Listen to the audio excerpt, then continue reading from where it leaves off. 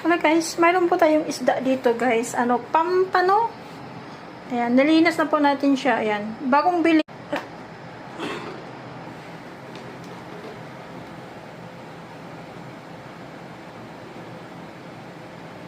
12 minutes. Ayan. Yan na yung ating isda. And then we put the black beans and ginger.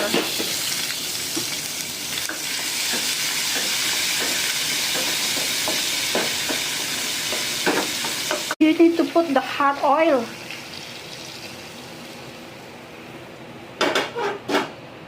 And then put the sauce.